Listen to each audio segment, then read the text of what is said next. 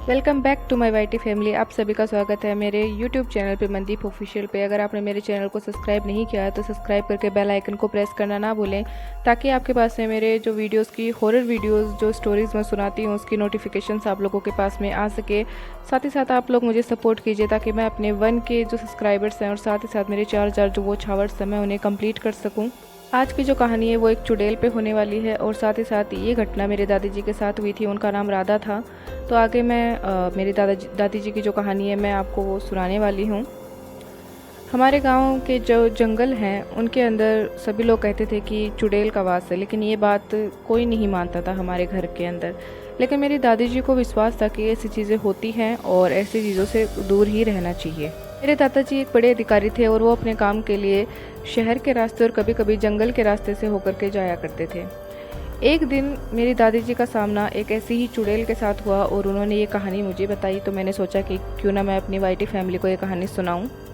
एक दिन मेरे दादाजी को अपने काम से आते वक्त थोड़ी देर हो जाती है। वह बाज़ार में रुक करके कुछ सामान खरीदने लग जाते हैं, लेकिन उनके जो शहरी साथी होते हैं वो उन्हें छोड़ करके आगे चले जाते हैं।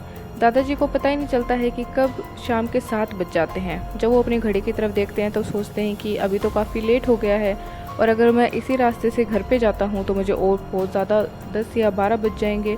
तो मैं एक काम करता हूँ, छोटा रास्ता ले लेता हूँ और मैं जंगल के रास्ते से होकर चला जाता हूँ। मेरे दादाजी अपनी गाड़ी को जंगल के रास्ते की तरफ मोड़ लेते हैं और वहीं से चलना शुरू कर देते हैं। जैसे ही वह जंगल के अंदर आते हैं और अंदर आते हैं तो उन्हें एक औरत के रोने की आवाज़ सुनाई देती है। हमारे गांव में एक घूंघट निकालने की प्रथा होती है, जिस कारण मेरे दादाजी उस औरत का चेहरा नहीं देख पाते हैं और वो सोचते हैं कि शायद किसी मजदूर की पत्नी होगी और रास्ता भूल गई होगी, इस बेचारी की थोड़ी मदद कर देता हूँ। ये सोच करके मेरे दादाजी उसके पास जाते हैं और उसे कहते हैं कि बहन तुम कौन हो और यहाँ क्या कर रही हो, क्या तुम रास्ता भटक गई हो।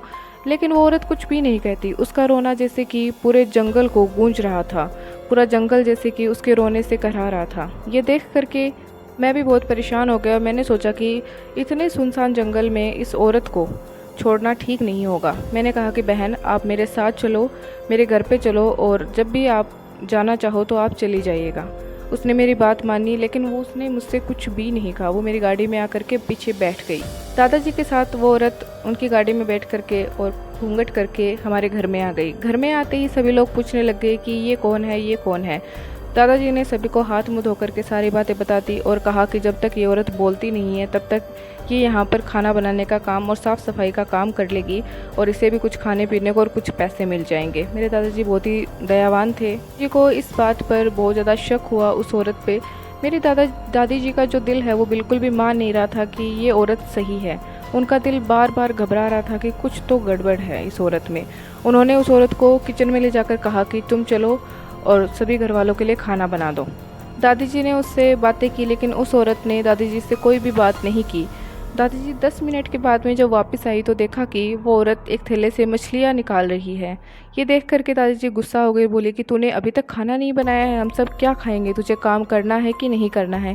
इतना कुछ कड़वा सुनने के बाद भी उस औरत ने कुछ भी नहीं कहा। मेरे दादी जी ने थोड़ा सा झाँक करके उसका चेहरा देखने की कोशिश की, लेकिन उस औरत ने अपना चेहरा छिपा लिया।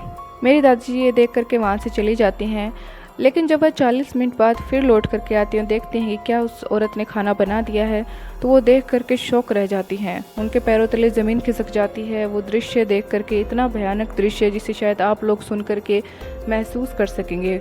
वो औरत ज़मीन पर बैठ करके चारों तरफ उसने हड्डियाँ फैला रखी थी और वह मछलियों का मांस खा रही थी नोच नोच के, और वो कच्ची मछलियों को इस तरीके से खा रही थी जैसे कि शायद उसका बस चलेगा तो हम सब घर वालों को भी वो एक साथ ही खा जाएगी।